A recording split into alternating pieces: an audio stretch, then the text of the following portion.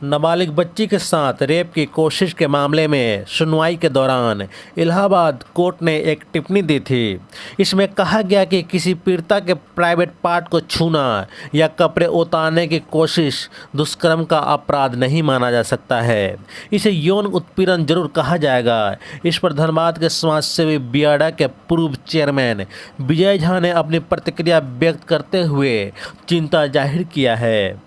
जानकारी होगी, नाबालिग से रेप और रेप की कोशिश न मानने के इलाहाबाद हाई कोर्ट के फैसले के बाद सुप्रीम कोर्ट द्वारा लिए गए स्वतः संज्ञान पर जस्टिस बी.आर. गवई की पीठ ने चिंता जाहिर की है। कोर्ट ने केंद्र सरकार, उत्तर प्रदेश सरकार सहित अन्य को नोटिस जारी किया। कोर्ट ने 4 सप्ताह में जवाब मांगा है। कोर्ट ने अटॉर्नी जनरल और सॉलिसिटर जनरल से कोर्ट को सहायता करने को कहा है। इसके अलावा कोर्ट ने विवादित हिस्सों पर रोक लगा दिया है, क्योंकि यह निर्णय ऐसा निर्णय है जिससे अपराधियों के मनोबल बढ़ेंगे। कुछ निर्णय ऐसे होते हैं जिससे अपराधी डरता है, उसका मनोबल टूटता है, अपराध से दूर भागता है।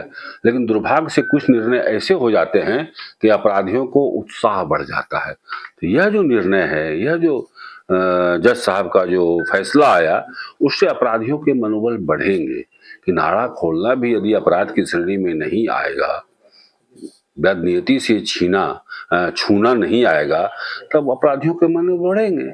हम तो बच्चों को स्कूल में गुड टच, बैड टच भी सिखाते हैं।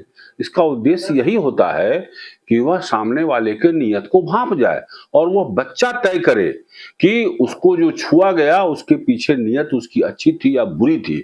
इतना उदार होना चाहिए कि उस बच्चा को फैसला करना चाहिए, उस बच्चा तय करे कि नहीं, इसने गलत नियत से हमको छुआ। इतना ही काफी है, इतना ही काफी है। हर सिर्फ दुष्कर्म हो जाए, रेप हो जाए तभी वो अपराधी है, ऐसा नहीं है। नाड़ा खोल दिया और उसके बाद हो सकता है उसको मौका नहीं मिला, हो सकता है वह सक्सेस नहीं हो पाया, इसलिए पुल के नीचे ले जाना घसीट के, ये सब भी यदि नहीं आएगा दुष्कर्म या दुष्कर्म का प्रयास में, तब अपराधियों के मनोबल बढ़ेंगे। इसलिए इस फैसले के खिलाफ निश्चित रूप से सरकार को ऊंची अदालत में जाना चाहिए, जिससे कि इसका पूरी समीक्षा हो और पूरा इसका कोई गलत लाभ न उठाए, इसकी व्यवस्था होनी चाहिए। देश भर में इस तरह की घटना लगातार घटती रहती है, लेकिन एक जज को जो एक जस्टिस इस तरह का अगर स्टेटमेंट देते हैं तो फिर क्या प्रभाव पड़ेगा देश में? देखिए, जज फैसला आज दे रहे हैं, कोई भी मामले में फैसला किसी एक दिन तिथि को देते हैं। इस बात को हमेशा ध्यान में रखना चाहिए कि उनके एक फैसले का, सही फैसले का असर लाखों करोड़ों लोगों पर पड़ेगा। इसका समाज को लाभ मिलेगा, आगे आने वाली पीढ़ी को भी लाभ मिलेगा। लेकिन एक गलत फैसला से समाज में गलत लोगों के हौसले बढ़ जाएंगे, आने वाली पीढ़ी भी हतोत्साहित होगी और वह अपराधियों का शिकार होगी। इसलिए हर फैसला के देने के पहले न्यायालय को इस बात को भी बारीकी से देखना चाहिए कि हमारे फैसले से किसको लाभ होने वाला है, अपराधियों को या अपराध के खिलाफ जो लड़ रहे हैं जो लोग, उनको। हमेशा इस बात की चिंता करनी चाहिए, क्योंकि उनको जज कहा गया है। जज और उनके एक एक फैसले का असर समाज पर पड़ता है, इसलिए इस बात को भी हम गौण नहीं कर सकते। दिल्ली में भी देखा गया, एक महिला पत्रकार के साथ एक कांस्टेबल का अभद्र व्यवहार देखा गया, जिसमें प्रोटेस्ट किया जा रहा है। हाँ, मैंने भी वो समाचार अभी देखा है।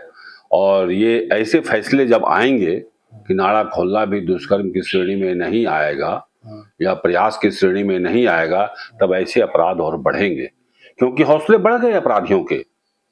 जो महिलाओं को गलत निगाह से देखते हैं, ऐसे लोगों के हौसले बढ़ जाएंगे। कोई घर सुरक्षित रहेगा क्या? कोई गली मोहल्ला सुरक्षित रहेगा क्या? इसलिए हर फैसले में इस बात को देखना चाहिए न्यायालय को, न्यायाधीश को, कि इसका निगेटिव असर नहीं पड़े, इसका निगेटिव माइंड के लोग इसका फायदा नहीं उठाएं। ये हर फैसले के पीछे यह सोच होनी चाहिए, तभी तो उनको न्यायमूर्ति कहा गया है।